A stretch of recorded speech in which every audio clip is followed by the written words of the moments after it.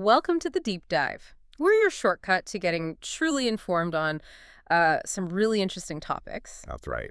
And today, well, we're diving headfirst into the world of psychology, specifically influence and negotiation. A fascinating area. Definitely. We're going to pull back the curtain on a technique called the door-in-the-face method. It's pretty powerful stuff. It really is. So our mission today is basically to unpack how it works, why it's so effective, and maybe help you spot it out in the wild. And think about what it means for you, right? Yeah. Whether you're asking or being asked. Exactly. And we're drawing on some solid psychological research about compliance here. Okay, let's unpack this. Yeah, and it's interesting because our sources actually frame this as part of what they call the dark side of negotiation, manipulation and influence. Dark side, huh? Sounds a bit intense. Well, maybe, but it just means it uses these deep psychological triggers, ways to guide decisions that we might not even be fully aware of. So understanding it isn't just academic. It helps you see interactions more clearly, maybe even frame your own request better. Right, makes you a more savvy participant in, well, life. Okay, so let's get right into it. This door-in-the-face technique. What is it, basically? At its core, it's a two-step thing. First, you make a really big request.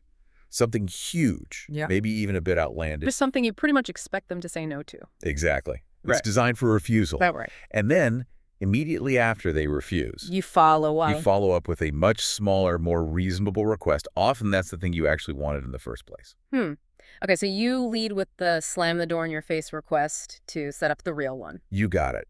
And what's fascinating here is it feels kind of backward, doesn't it? Ask for more to get less. Yeah, it does seem counterintuitive. But that refusal is actually paving the way.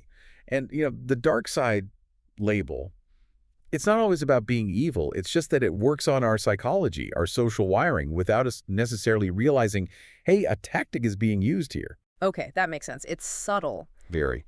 So to really see how powerful this is, we need to look at the research, right? I think you mentioned Cialdini. Yes, Robert Cialdini's 1975 study. It's sort of the classic experiment that really demonstrated this. Okay, so paint the picture for us. What did they do in that study? All right, picture this. Researchers approached people posing as volunteers for a youth program. Okay. And their first request was, well, it was huge. They asked people if they'd volunteer as unpaid counselors for juvenile delinquents. 2 years. 2 years of free time. Wow. Yeah, a massive commitment, right? Absolutely huge. So I'm guessing most people said. Pretty much everyone said no. Yeah. I mean, who can just commit 2 years like that, cold? Right. Almost impossible. And that universal refusal was exactly what the researchers needed, actually. Okay, so that was step one. The door slammed shut. Exactly. And here's where it gets really interesting. The follow-up. The follow-up. Right after the refusal, the same people were asked something else, a much, much smaller request. Which was? Would they be willing to chaperone a group of juvenile delinquents on a single-day trip to the zoo? Just one afternoon. Okay. So from 2 years down to one afternoon at the zoo, that's a massive difference. Huge contrast. And the results, they were pretty dramatic. I bet. What happened? So in that group, the ones who got the big request first, then the small one, a full 50% of the people who refused the 2-year thing agreed to the zoo trip. 50%. Half of them. Half of them. Now compare that to the control group. What was the control? They just asked people the zoo trip request directly. First and only request. And the agreement right there. Only 16.7%. Wow. So less than 17% versus 50% just by asking the big crazy thing first. Exactly. Nearly 3 times more people agreed just because of that initial refusal. It really shows how context shapes our decisions, doesn't it? Not just the request itself. That's incredible. It almost feels like a magic trick. So what's going on inside our heads? Why does this work so well? Well, if we connect this to the bigger picture, the sources point to 2 main psychological gears turning here. Okay. What's the first one? The first is something called perceptual contrast. It's a cognitive bias. Basically, how we see something is massively influenced by what we saw just before it. Okay. So that smaller request, the zoo trip, it just seems way more reasonable, way more manageable right after you've considered and rejected that enormous 2-year commitment. Right. Compared to 2 years, one afternoon feels like nothing. Precisely. Your brain doesn't judge the second request on its own. It compares. Like seeing a $500 price tag, then a $50 one for the same thing. Suddenly $50 looks like a bargain. Even if you wouldn't have paid $50 normally, it's all about that initial anchor making the second option look good. Nailed it. It's a mental perspective trick. But does the size of that first request matter? Like, could you ask for something so ridiculous it just annoys people? That's a really good question. And yeah, the research suggests there's a limit. If the first request is just completely absurd, like totally unbelievable or seems insincere. Like asking for $1 million for a cup of coffee. Something like that, yeah. It can backfire. People might just think you're messing with them or being insulting. The concession doesn't feel real then. So it has to be big enough to be refused, but still kind of plausible. Or at least in the same ballpark of what you're discussing. Exactly. It needs to feel like a genuine starting position, even if extreme, so that the step back feels like a real concession. Okay, that makes perfect sense. Believable contrast. Got it. And the second mechanism, you said there were two. Is it just the comparison? No, there's something deeper, potentially even more powerful. It's called reciprocal concessions. Reciprocal concessions. Sounds like give and take. Exactly. It hooks into a really fundamental social rule. Reciprocity. If someone does something for you or makes a concession to you, you feel this social pressure. Like you owe them one. Pretty much. A psychological pull to reciprocate, to make a concession back. So because the requester gave ground by moving from the huge request to the small one. The person being asked feels like they should also give ground by agreeing. Yes. The sources put it nicely. You've shown flexibility and people feel compelled to meet you halfway. It's like an unspoken deal.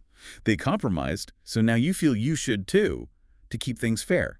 Ah, so it's not just that the second request looks smaller, it's that agreeing to it feels like the fair, polite thing to do after they compromised. You got it. It leverages that desire we have to be seen as reasonable and cooperative. It's not just logic, it's social psychology. Wow. That taps into something really basic about human interaction, doesn't it? Fairness, cooperation. Absolutely. It's how we build trust and maintain relationships. That feeling of being met halfway is incredibly persuasive. And that's why it's different from, say, starting small and asking for more later, the foot in the door technique. With door in the face, rejecting the big request almost makes you feel like you owe the requester something. Then when they scale back, it feels like they're doing you a favor, which triggers your need to pay it back by agreeing. Okay, that distinction is really clear now. The direction of the perceived favor is reversed. Fascinating. So let's bridge this to the real world then.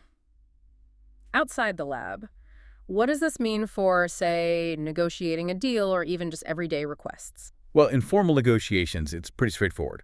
Our sources say you can use this strategically. Start by asking for a high price, a big budget, maybe really demanding contract terms. Something you know they'll probably push back on. Exactly. An opening position you fully expect to move from. Then you make a very clear, deliberate concession. You step back. And by doing that? By showing that flexibility, your next offer, the one closer to what you actually want, seems much fairer, much more reasonable in comparison. So, like, asking for a 30% budget increase when I really need 15%, they balk at 30%, I reluctantly come down to 15%, and suddenly 15% seems like a compromise they should accept? That's the principle, yes. Yeah. That perceived concession creates pressure for them to meet you there. It frames your actual goal as the reasonable middle ground. Right. I can see that. Like at a car dealership, the sticker price is the door in the face. Often, yeah. That high anchor makes any discount feel like a win, even if the final price is still what the dealer intended. Or think about a boss asking for a huge chunk of your weekend. And then settling for just a couple of extra hours on Friday. Exactly. You might feel relieved and more willing to do the couple of hours than if they just asked for that initially. Yeah, you feel like you dodged a bullet. Okay, that makes it very concrete. But this raises an important question, maybe for you listening. How often does this actually happen? Not just in big deals, but maybe with friends, family, even ads. Does anything spring to mind for you? Like a good question to ask yourself. Because it's probably more common than we think. You know, a kid asking for the super expensive toy, then quickly asking for the much cheaper one. Ah, yeah, classic. Or a charity asking for a big monthly pledge, then immediately saying, well, could you manage just a small one-time donation? Right, that pattern. Big ask, quick refusal, immediate smaller ask. That's the red flag. That's the sequence to watch for, yeah. And maybe notice if you feel a little bit of pressure or obligation suddenly with that second request, even a touch of guilt. Okay, so if we are on the receiving end and we spot this happening, how do we handle it? Do we call them out? door in the face. Uh-huh. Probably not the best approach. It's more about awareness for yourself. Just pause for a second. And take a breath. Yeah. And consciously separate the second request from the first one. Ask yourself, okay, forgetting the big request for a moment, do I actually want to agree to this smaller thing on its own merits? So evaluate the zoo trip as just the zoo trip, not as the compromise after the 2-year commitment. Exactly. Evaluate it independently. It's not rude to do that. You can even acknowledge their shift politely, but still say no if it's not right for you. Like saying something like, okay, I appreciate you suggesting the zoo trip instead, but honestly, I still can't commit to that right now. You acknowledge their move, but you don't give in to the pressure if you don't want to. Right. You own your decision based on the request itself, not the framing. That's really practical advice. The goal is just to make sure your yes or no comes from what you genuinely want or can do, not from feeling subtly maneuvered. This has been super insightful. We've really dug into this door-in-the-face technique. We looked at the Cialdini study. Yeah, the origins. The psychology behind it, perceptual contrast, reciprocal concessions. Big key mechanisms. And how it plays out in negotiations and, well, potentially everyday life. And importantly, how to recognize it. For sure. It really hammers home that knowing about these dynamics gives you, a bit more power in navigating conversation. Knowledge is power, absolutely. Yeah. And maybe a final thought for you, listening. Let's just mull this over. Think about the art of asking. Is it always what you ask for? Or is it sometimes how you ask? And maybe even what you ask for before the real ask. How might knowing about this technique maybe change how you approach your next important conversation? Whether you're the one asking or the one being asked. Something to think about.